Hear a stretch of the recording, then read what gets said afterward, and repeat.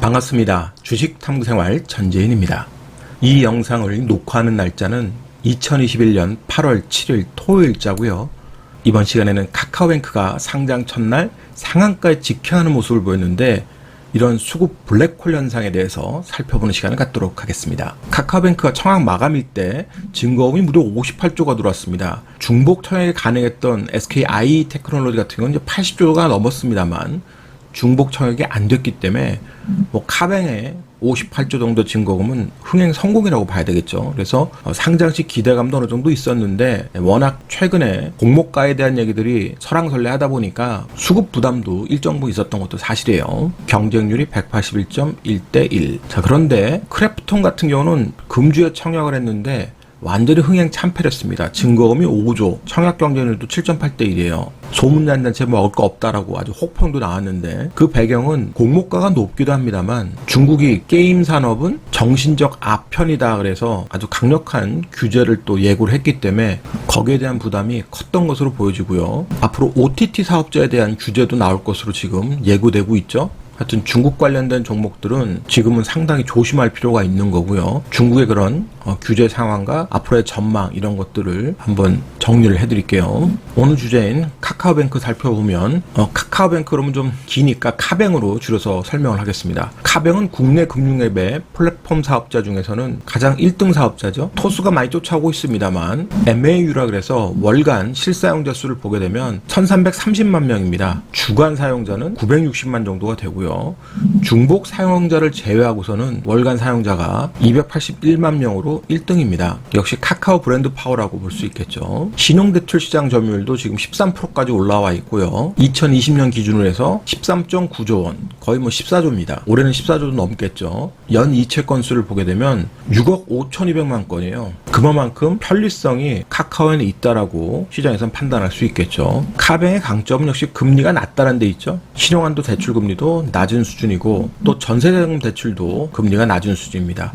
그럼 이렇게 낮은 수준의 금리를 유지한 배경은 역시 판관 비용이 적기 때문이죠. 타 금융권과 총 자산 대비해서 판관 비용률을 비교해보면 카뱅은 0.72 수준입니다. 거기에 대출 건수하고 대출 금액을 보면 1등급이 가장 높아요.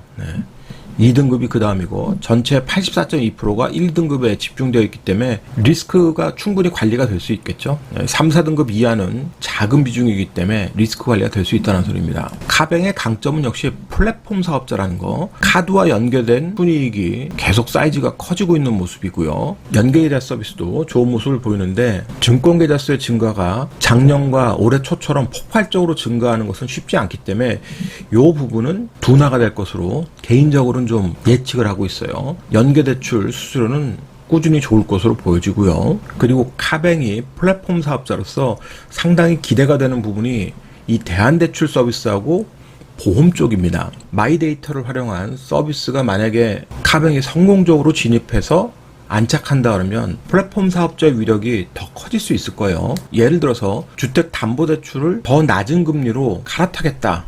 그런데 그 갈아타는 플랫폼을 카뱅이 한다 그러면 아주 강력해질 수 있겠죠. 그리고 보험도 마찬가지고요. 보험 시장에 진출해서 카뱅이 적극적인 보험 상품으로 갈아타는 것을 유도한다 그러면 상당히 강력한 플랫폼 사업자가 될 수 있겠습니다만 반대로 그것이 잘 이루어지지 않는다 그러면 또 명확한 한계점이 드러나는 거예요. 그래서 그 부분에 대한 뉴스를 꾸준히 추적을 하면서 카뱅을 살펴봐야 될 겁니다. 그래서 막연한 기대감만 갖고 중장기로 카뱅을 투자하는 것은 지금의 시총은 부담이 있을 수밖에 없어요.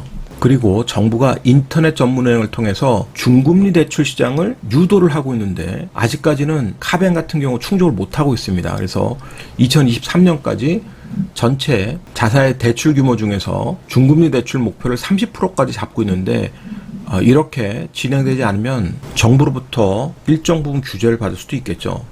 그리고 중금리 대출 추이는 계속 커지고 있습니다. 지금 2020년 기준으로 15조 정도 사이즈가 나오는데 저 중금리 대출 시장은 그만큼 리스크도 있습니다. 신용등급이 떨어지기 때문인데요.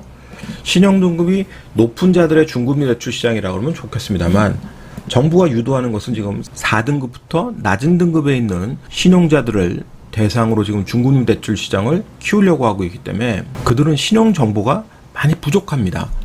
4등급에서 6등급까지 50% 이상의 신용정보 부족자가 나오고 있어요.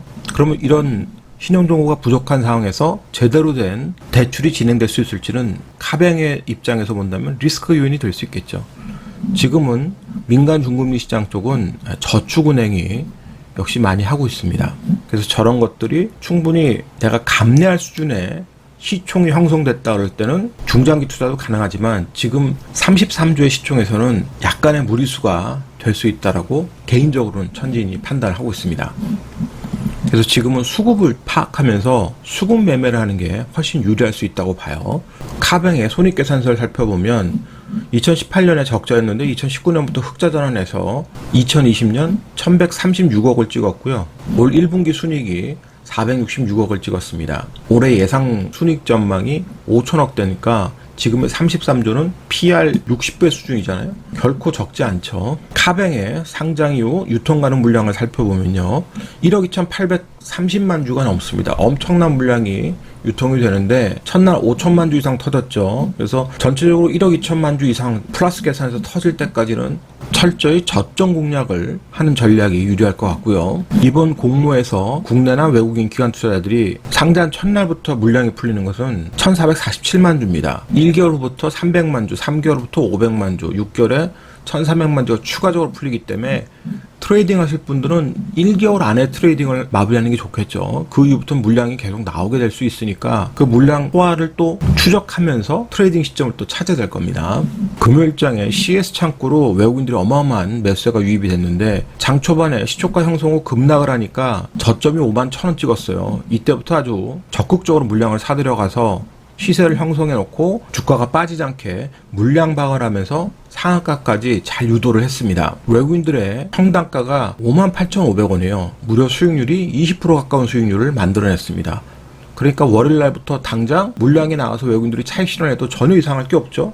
이미 수익이 크게 난 상황이고 물량도 415만 주나 순매수를 했습니다. 기관 같은 경우는 연기금이 큰 물량을 좀 받았는데요. 214만 주 정도 연기금이 순매수했고 평단가가 66,900원 수준입니다. 한 4% 이상 수익이 났는데 주가를 외국인이 땡겨놓고 고점에서 고공전투할 때 결국 기관이 매수에 참여했다는 겁니다. 그러면 차트를 통해서 주가의 위치와 전략을 살펴보죠. 자, 상장 이후에 급격하게 조정이 나왔다가 장대 한봉 두 방으로 큰 폭의 상승을 만들었습니다. 이 주체가 결국은 외국인이었고요. 위에서 이렇게 고공전투하고 저점을 지지하고 땡긴 것은 기관이 역시 이 물량을 만들어냈다고 보고요. 동시효과 때 결국 상한가까지 만들었습니다. 그럼 월요일장부터 외국인들의 물량이 적극적으로 나오지 않으면 이런 저점대에서 기술적인 반등이 나올 거고 좀 더 안전한 자리를 찾을 분들은 역시 이 저점 구간, 그러니까 63,000원 구간까지 기다렸다가 이 구간에 들어왔을 때 트레이딩할 수 있는 기회를 찾으면 되겠죠. 좀 더 장중 트레이딩이 자신 있는 사람들은 66,000원 구간에서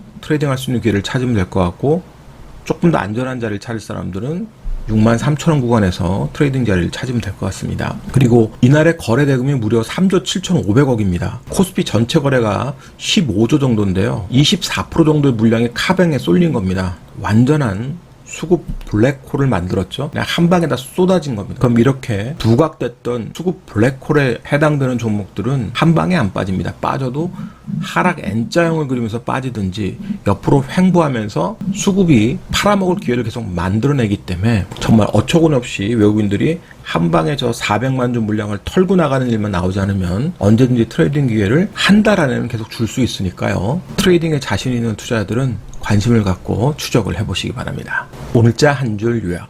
수급 블랙홀 현상은 트레이더에겐 기회다. 이 영상이 도움이 되셨다면 좋아요, 구독하기 부탁드리고요. 저는 다음 시간에 또 뵙도록 하겠습니다. 고맙습니다. 전지인이었습니다.